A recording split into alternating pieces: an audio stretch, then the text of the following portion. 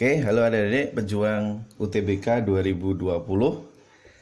Nah, semoga nanti dimudahkan dalam tesnya ya. Hari ini di channel YouTube Sinau Bareng Cikgu akan membahas pengalaman-pengalaman yang kemarin sudah tes ya di hari pertama. Jadi model-modelnya soalnya seperti ini. Cuma nanti kan kalau masalah angka bisa dikembangkan sendiri ya. Ini angkanya variasinya banyak. Kakak modelkan seperti ini dari yang sudah kemarin kakak dapatkan.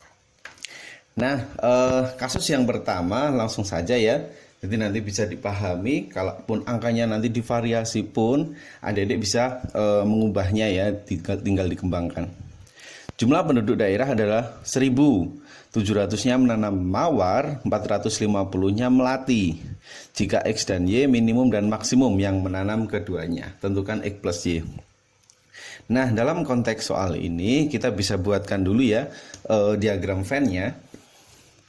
Oke, untuk yang kemungkinan pertama kita buat dulu.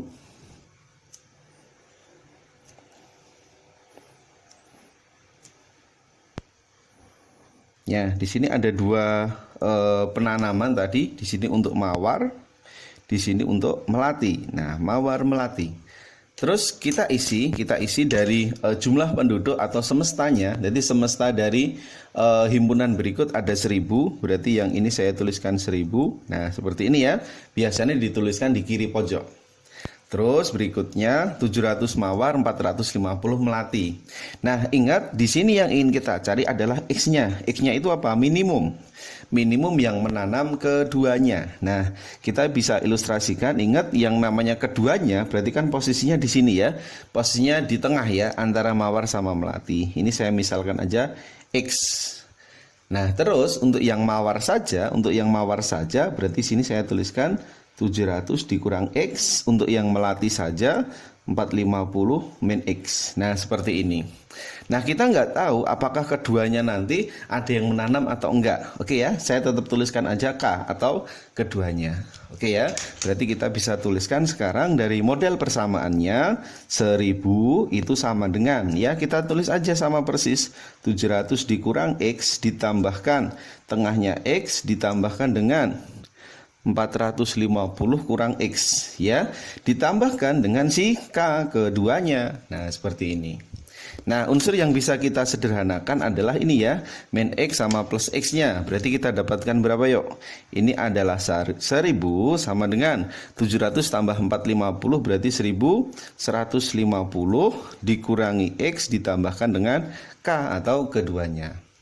Nah, kita bisa pindah saja ke ruas kiri ya. Berarti X dikurangi keduanya sama dengan, nah angka 1.000 saya pindahkan ke ruas kanan. Berarti 1.150 kurang 1.000 hasilnya 150.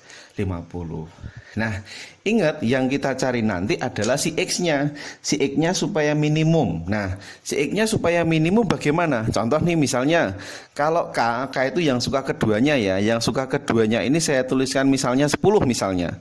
Misalnya 10, berarti kan X dikurangi 10 hasilnya 150. Nah, berarti X-nya berapa? X-nya berarti pindah ruas adalah 160. Kalau X-nya saya ganti 20, kalau X-nya saya ganti 20, kalau pindah ruas berapa? Nanti menjadi 170. Nah, ini supaya X-nya itu kecil atau minimum, berarti anggap saja yang suka keduanya adalah 0. Ya, jadi prinsip kita berpikir, yuk gimana mendapatkan nilai X terkecil. Nah, berarti X-nya itu sama dengan 150. Nah, ingat X tadi adalah minimum, makanya keduanya harus 0. Nah, ini untuk yang prinsip pertama, untuk mendapatkan nilai minimum. Nah, kita bisa sekarang mencari si Y-nya. Y-nya itu apa sih? Y-nya adalah yang maksimum. Nah, maksimum.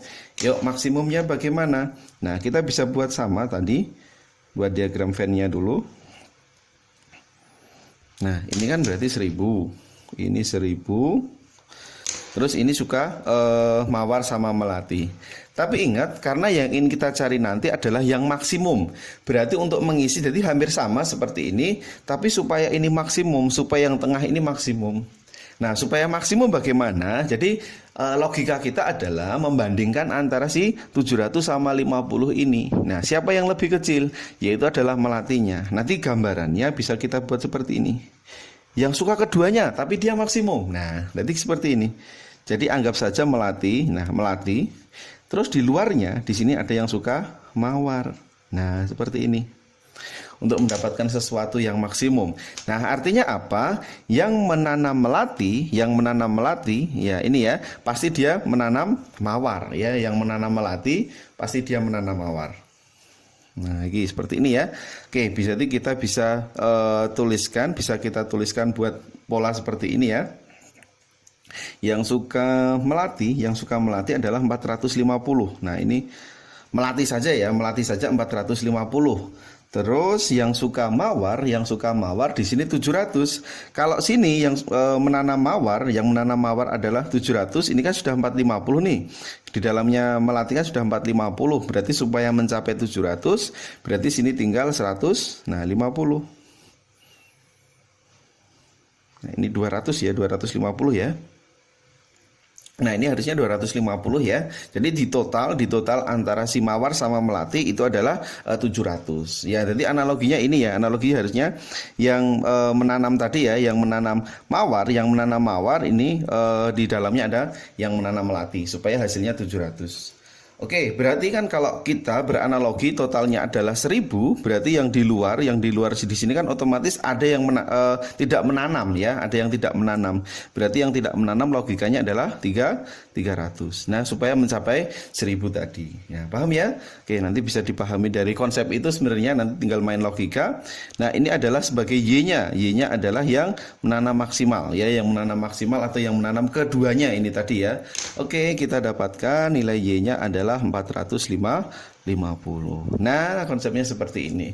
Kita sudah mendapatkan nih nilai minimum yang menanam keduanya, Y-nya adalah nilai maksimum yang menanam keduanya. Oke, tinggal pertanyaannya adalah si X tambah si Y. Jadi totalnya berapa? X plus Y-nya adalah 600 ya. Oke, 600 jawabnya adalah yang B. Oke, untuk yang tipe soal nomor 2 kita bisa lihat seperti ini. Nah, diketahui ada pola B1, B2, B3 dan seterusnya ya. Kita nggak tahu nanti polanya seperti apa. Dengan ketentuan B1-nya adalah negatif 2 dan B2-nya adalah 1. Nah, persamaan kita adalah Bn plus 2 sama dengan 3Bn plus 1 min Bn, di mana N plus 2, N plus 1 dan N itu adalah sebagai indeksnya. Nah, oke, kita untuk mendapatkan B4 gimana sih? Yuk, kita bisa lihat dulu persamaan berikut ya. Berarti persamaan tadi adalah Bn plus 2 sama dengan 3Bn plus 1 dikurangi dengan Bn. Nah, yang kita cari urut dulu ya. Dari B1, B2, kita urut dulu, yang dicari adalah B3. Nah, oke, perhatikan indeksnya ya, Ini kan kita punya rumus N plus 2, di sini yang dicari B3. Nah, untuk mencapai indeks 3, N plus 2, supaya mencapai indeks 3, berarti N-nya kita harus ganti berapa? Nah, N-nya harus diganti dengan 1. Bisa dicek ya, N-nya diganti 1 plus 2, berarti hasilnya 3. Nah, artinya apa? Setiap nanti kita ketemu huruf N, ya, kita ganti angka 1. Oke, berarti kita bisa tuliskan adalah 3B, N-nya diganti 1 ya, 1 plus 1 berarti 2, dikurangkan dengan BN, N-nya tadi adalah 1. Nah, seperti ini ya. Berarti kita bisa tuliskan 3 kali B2, B2-nya adalah 1, dikurangi B1, B1-nya adalah negatif 2. Nah, oke ya. 3 kali 1, 3, min sama min plus, hasilnya adalah positif 5. Nah, ini untuk yang B3 ya. Tapi kita masih mencari si B4. Nah, gimana untuk mendapatkan si B4? Si B4 saya tulis sebelahnya ya, B4. Yuk kita ambil B4. Nah, bagaimana untuk mendapatkan indeks 4? Indeks 4 ya, kita bisa pandang N plus 2 supaya mendapatkan 4. Berarti N-nya harus kita ganti berapa?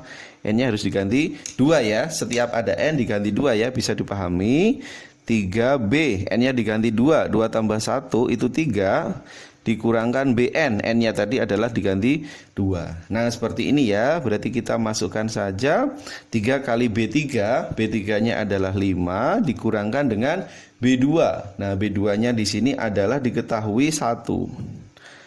Oke, berarti hasilnya adalah 3 kali 5, 15, 15 dikurangi 1, berarti adalah 14. Langsung yang dicari pertanyaannya, jadi B4 dikurangi dengan B2. B4-nya masuk nih, B4-nya 14 dikurangkan B2. B2-nya tadi diketahui adalah 1. Nah, berarti hasilnya adalah 13.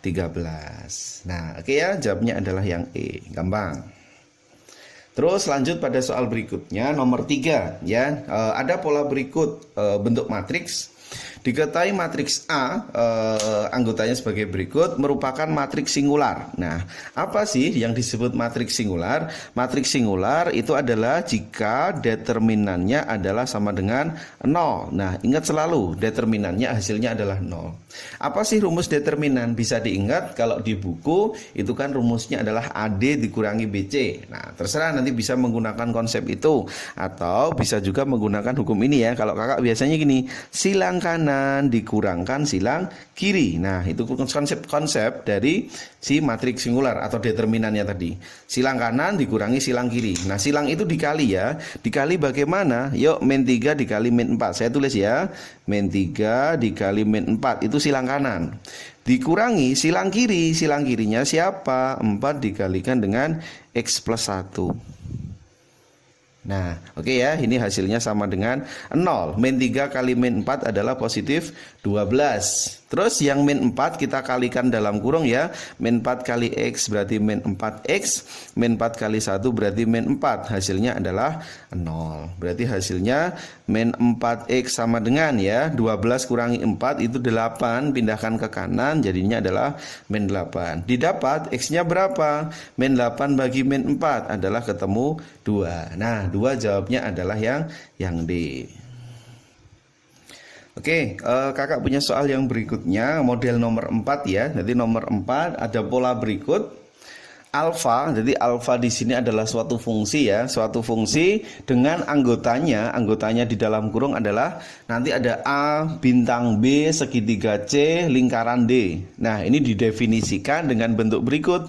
A dikurang D ditambah 2B ditambah C ya. Nanti variasinya pengembangan ini banyak banget. Ya, nanti bisa dimasukkan saja ya, tinggal kita identikan saja urut depan A berarti kita posisikan dia sebagai A ya, kita posisikan ini sebagai B, segitiga C berarti ini adalah C, terus ini adalah sebagai D. Nah, ketika sudah kita posisikan tinggal kita masukkan saja ke bentuk ini. A nya masuk berarti 5 dikurangi D berarti dikurang 2 ya, ditambah 2 kalinya B nya adalah min 3 ditambahkan dengan si C. Nah, C nya adalah positif 4. Oke, kita bisa sederhanakan bentuk berikut. 5 kurangi 2 berarti 3 ya. 2 kali min 3 adalah negatif 6 ditambahkan hasilnya 4. Oke, berarti hasilnya berapa yuk? 3 kurang 6 min 3 tambah 4 adalah si 1. Nah, 1 jawabnya adalah yang D. Gampang ya. Oke, untuk yang pola fungsi seperti itu tidak masalah ya. Coba yuk lanjut yang model nomor 5. Nah, ini ada kasus statistik ya. Jadi model pengembangan mungkin kalau di tahun 2019 itu juga ada yang model statistik tapi dalam bentuk histogram. Oke, yang model terbaru ini kan modelnya adalah diagram garis ya, diagram garis seperti ini. Oke, ada hasil produksi pabrik dari hari Senin sampai Jumat ya. Senin itu produksinya 6 ton, Selasa 4 ton dan seterusnya. Bisa diamati dari diagram garis. Oke. Dari pernyataan masing-masing berikut nanti kita bisa cek ya. Yang pertama adalah rata-rata hasil produksi pabrik dari Senin sampai Jumat adalah 6 ton. Nah, adalah 6 ton.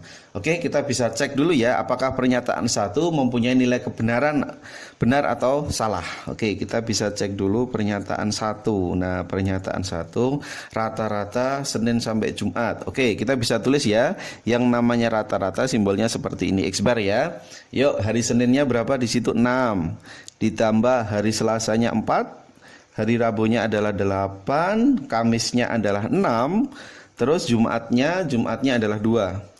dibagi dengan banyaknya, berarti banyak hari yang tersedia ya, banyaknya adalah 5. Oke, kita sederhanakan ya, kita totalkan, ini berarti 10, 26 ya, 26 dibagi 5, 26 dibagi 5 itu adalah 5,2 ya ini ya, 5,2. Apakah benar? Apakah mempunyai nilai kebenaran?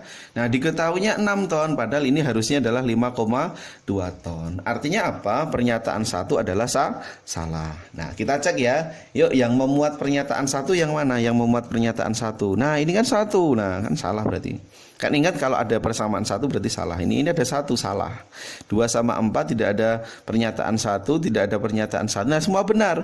Semua pernyataan benar kan artinya ada pernyataan 1 nih di sini ya. Berarti dia salah. Nah, yang memuat pernyataan 1 intinya salah. Oke ya. Pokoknya konsep mengeliminasi pilihan gandanya itu langsung bisa kita terapkan.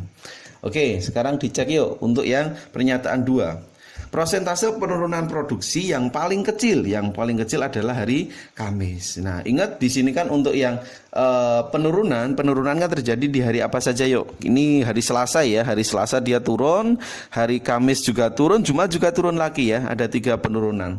Nah, bagaimana untuk mencari yang paling kecil adalah di hari Kamis? Ya, kita bisa cek satu-satu ya. Jadi untuk proses penurunan ya, jadi turun, jadi konsep turunan ini turun. Persen turun itu adalah turun dibagi sebelumnya, turun dibagi sebelum dikali 100%. Nanti siapa tahu kalau misalnya ada pengembangan soal naik gitu. Ya wis, kalau naik jadi naik dibagi sebelum kali 100% ya. Ingat pembandingnya itu adalah sebelumnya. Nah, ini ya. Nanti bisa kita cek masing-masing. Yo, persen turun bagi sebelum kalikan 100%. Oke, kita cek dulu yuk. Di hari Selasa ya, di hari Selasa bisa dicek. Selasa, yuk Selasa. Selasa itu turun berapa? Kita bisa amati dari 6 menjadi 4. Dari 6 menjadi 4 itu kan berarti turunnya 2 ya. Nah, 2 dibagi sebelumnya. Sebelumnya Selasa kan berarti hari apa? Hari Senin, itu ada 6. Nah, dikalikan dengan 100%. Nah, seperti ini. Terus kita bandingkan lagi di hari Kamis ya, hari Kamis. Hari Kamis bisa kita cek selisihnya atau turunnya berapa turunnya di hari Kamis. 8,6 berarti turunnya 2 ya. 2 dibagi sebelumnya. Sebelumnya Kamis yaitu berarti di hari Rabu. Rabu itu 8 dikalikan 100%. Terus turun lagi di hari Jumat ya. Jumat turun berapa? Dari 6 ke 2. Dari 6 ke 2 itu turunnya adalah 4. Ini adalah Jumat. Turunnya berarti 4 dibagi sebelumnya berarti 6 ya, 4/6. Oke, dikalikan dengan 100%. Nah, karena masing-masing sudah dalam persen ya, bisa kita abaikan saja persennya. Tinggal kita sederhanakan, ini adalah sepertiga ya. Sepertiga itu sekitar 0,33. Nah, ini 2/8 adalah 1/4, 0,25.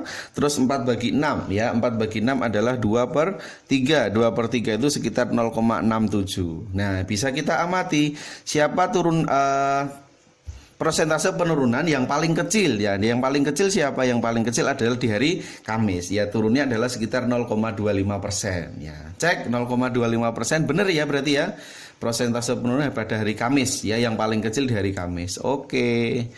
Nah, ini berarti kalau kita amati pernyataan 2-nya benar ya, pernyataan 2-nya benar. Nah, di sini kan nggak ada pernyataan 2 ya, berarti dipastikan salah.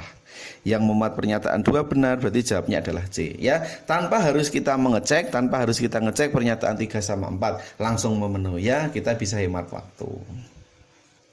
Oke, lanjut di soal berikutnya yang nomor 6 kaitannya sama bangun datar ya. Nah, disajikan ada 4 pernyataan, ada bangun persegi, persegi panjang, segitiga sama kaki sama belah ketupat ya. Bisa kita amati dulu persegi, bentuknya seperti ini ya, mempunyai sisi yang sama. Terus saya punya persegi panjang, nah sisinya berbeda. Terus segitiga sama kaki, nah segitiga sama kaki ya. Jadi mempunyai 2 pasang sisi yang saling sama. Terus belah ketupat. Nah, belah ketupatnya seperti ini. Nah, kita cek yang ingin dicari nanti apa sih? Bangun datar tersebut yang memiliki 2 simetri lipat ya, 2 simetri lipat dan 2 simetri putar ya. Kita bisa cek dulu masing-masing ya. Nah, nanti mempunyai berapa ya? Ini dari bangun berikut. Nah, ini adalah sebagai simetri lipatnya. Nah, simetri lipat ini sebagai simetri putar. Oke ya, kita tuliskan masing-masing. Nah, yuk untuk persegi ya, untuk persegi sendiri berapa sih simetri lipatnya ya? Nanti kita bisa cek ya, kalau misalnya kita punya bangunan persegi ya. Jadi bisa mungkin kalau dalam bahasa kita punya kertas berbentuk persegi bisa dilipat-lipat ya. Sebanyak berapa kali nanti lipatannya ya. Jadi ada lipatan diagonal, lipatan vertikal ini ya, diagonalnya. Jadi lipatan diagonal pertama, diagonal kedua, sama lipatan horizontal sama vertikal. Ini ada 4. Nah, ingat yang kita carikan yang 2 ya, yang 2 berarti kan jelas nggak mungkin ya, tapi kita lengkapi sekalian ya untuk pengetahuan, siapa tahu nanti yang dicari yang lain. Nah, terus simetri putarnya dia bisa menempati 4 posisi ya, 4 posisi atau 4 bingkainya, berarti 4 sama 4 ya, salah ya. Oke, berarti yang ini salah, yang pernyataan 1 salah. Terus berikutnya yang kita cari pokoknya yang 2 lipat 2 putar. Kalau persegi panjang nih, kalau persegi panjang simetri lipatnya apa? Simetri lipatnya untuk persegi panjang nanti hanya di horizontal sama di vertikalnya. Horizontal sama vertikal kalau melipatnya. 2 ini benar ini. Terus simetri putarnya ini dirinya sendiri sama kalau diputar sebesar 180 derajat. Bisa dibayangkan ya, diputar ke kanan 190 belum sampai 180. Nah, ini berarti punya 2. Oke, berarti pernyataan 2 benar nih. Berarti kalau 1 salah 2 benar ya. 1 salah, ini 1 salah. Nah, ini 2 benar. Nah, 1 salah 2 benar. Nah, 2 benar ini berarti yang ini ya. Di sini kan nggak ada yang 2. Nah, jadi jawabnya C lagi ya ini ya. Nah, tapi kalau kita mau lengkapi sekalian ya untuk ngecek kebenarannya, segitiga sama kaki simetri lipatnya berapa? Simetri lipatnya hanya saat dia vertikal ya, nanti dibelah sini ya, set, ini simetri lipatnya. Berarti sekali saja nih, simetri putarnya juga sekali saja. Terus untuk belah ketupat nanti bisa dibuat seperti ini ya. Simetri lipatnya ada berapa? Ada 2 nih, simetri lipatnya 2. Terus simetri putarnya dirinya sendiri sama kalau diputar 180 derajat. Nah, cocok. Nah, yang benar adalah 2 sama 4. Oke, nah seperti ini. Ya, bisa dipahami nanti untuk konsep bangun datar ya, mencari simetri lipat, simetri putar. Nah, ini kan mengulang ya pelajaran waktu di kelas SD. Oke, kita lanjutkan untuk yang soal nomor 7 ya. Nah, ini juga soal hot juga nih. Oke, ada kode rahasia terdiri dari 4 digit ya. Jadi dengan ketentuan digit pertama huruf vokal bukan U, digit keduanya adalah angka genap, terus digit ketiganya huruf vokal A, digit keempatnya diisi oleh angka tersebut. Nah, banyak kode rahasia yang dapat dibuat jika setiap digit harus berbeda ya. Oke, kita bisa buat pola dulu ya. Nah, jadi polanya nanti ada 4 digit. Oke ya, dengan ketentuan-ketentuan sebagai berikut. Nah, ini kan harus diisi vokal bukan U ya. Ini digit pertama, vokal bukan U. Bukan U itu berarti siapa? Bukan U itu kan berarti bisa A, I, E sama O ya. Tapi ingat ada keterangan digit ketiga. Nah, ini digit ketiga. Digit ketiga harus vokal ya, vokal A. Berarti ini harus A nih. Nah, kan udah dipilih nih si yang boleh, yang berhak menempati di tempat ketiga harus A. Nah, A itu artinya ada 1 kemungkinan. Bayangkan kalau misalnya si huruf vokal A sudah kita pilih nih ya, berarti yang berhak mengisi digit pertama selain bukan U ya, bukan U di sini. Tapi juga nggak boleh A karena A-nya udah dipilih di digit ketiga. Berarti tinggal kita pilih I, E sama O ya. Oke, jadi A sama U kan udah dipilih ya. Pokoknya vokal itu A, I, U, E, O ya. A, I, U, E, O. Nah, ini tinggal I, E sama O. Berarti ada 3 kemungkinan. Oke ya, paham ya. Nah, terus berikutnya di digit kedua sama digit keempat itu punya syarat, hati-hati. Nah, digit kedua diisi oleh angka genap. Siapa sih angka genap itu? Nah, angka genap adalah bisa 0, bisa 2, bisa 4, bisa 6 sama 8. Nah, terus digit keempat diisi oleh angka 0, 1, 2, 3, 4 sama 5. Nah, hati-hati untuk pengerjaan soal ini nanti jangan sampai kejebak ya, jangan sampai kejebak. Nah, artinya apa? Kalau di sini kan kita punya 5 kemungkinan ya. 0, 2, 4, 6, 8 berarti ada 5 kemungkinan. Berarti kotaknya di sini diisi 5. Terus kotaknya di sini berarti ada 6 ya, di sini diisi 6. Tapi ingat tergantung dari pemilihan angka yang kita ambil nih. Contoh, kalau yang sudah saya ambil adalah angka 0 nih misalnya. Kalau yang sudah saya ambil adalah angka 0, nah artinya apa? Di digit keempat nanti 0 nggak boleh masuk lagi. Ya harus berbeda, harus selainnya 0. Nah berarti tinggal 1, 2, 3, 4, 5. Ya bisa dibayangkan ya. Jadi intinya selain 0, 2 sama 4 harus dipisah. 0, 2 sama 4 ya, 0, 2, 4. Berarti 6 sama 8-nya harus nggak boleh di sini. Nanti kita harus buatkan kotak berikutnya ya. Jadi kita pisahkan ya. Karena di 6 sama 8 nanti akan pengaruh di sini. Coba ya bisa dipahami. 0, 2, 4 di sini ada 3 kemungkinan. Nah, ada 3 kemungkinan dulu. Misalnya nih saya pilih angka 0-nya. Siapa yang berhak untuk mengisi sini? Kan otomatis ini kan nggak boleh 0 lagi. Nah ini kan nggak boleh 0 lagi. Ini saya hapus. Nah 0-nya nggak boleh tertuang di sini. Berarti kan tinggal angka 1, 2, 3, 4 sama 5. Berarti masih ada 5 kemungkinan. Nah seperti ini ya. Oke. Sama halnya nanti kalau kita milih 2 nih. Kalau kita sudah milih angka 2 berarti 2-nya udah kepilih. Berarti 0-nya masuk 1, 3, 4, 5. Ya bisa dibayangkan untuk pemilihan angka. Terus kita kalikan ya, 3 kali 3 9, 9 kali 1 kali 5, berarti didapat 45 kemungkinan. Ya, itu untuk yang kemungkinan tadi, kemungkinan yang dalam bentuk ini ya. Di digit kedua harus 0, 2 sama 4. Nah, kita masih harus melengkapi ya, melengkapi kemungkinannya. Nah, kalau nanti di sini kan masih sama ya, IEO. Nah, IEO sama, ini masih A sama. Nah ini yang berbeda nanti di sini. Kalau kita milihnya 6 sama 8. Nah kan harus genap ya 6 sama 8. Oke ini kan artinya 3 kemungkinan dulu ya. Ini satu kemungkinan tadi hanya udah kepilih nih. Nah 6 sama 8 berarti berapa kemungkinan? Ada 2 ya, 2 kemungkinan. Terus yang berhak, yang boleh mengisi digit keempat. Nah digit keempat siapa? Kita tuliskan 0 boleh, 1, 2, 3, 4 sama 5. Ya kan 6 sama 8 kan tidak memuat di sini. Berarti semua angka boleh masuk ya, semua angka boleh masuk tanpa kecuali. Ya, berarti ada berapa kemungkinan ya? Ada berapa kemungkinan di sini saya tuliskan ada 6 ya, ada 6 kemungkinan. Peluangnya 6. Oke, tinggal kita kalikan saja. 3 kali 2 6, 6 kali 6 adalah 36 ya. Nah kalau sudah dari kemungkinan pertama sama kemungkinan kedua tadi bisa kita totalkan ya, bisa kita total. Oke berarti 45 ditambah 36 ya, berarti didapat hasilnya adalah 81. Oke 81 adalah jawabnya C. Nah oke ya, ini pembahasan soal yang kemarin sudah tes ya di hari pertama. Semoga ini bisa bermanfaat buat adik-adik yang mau tes.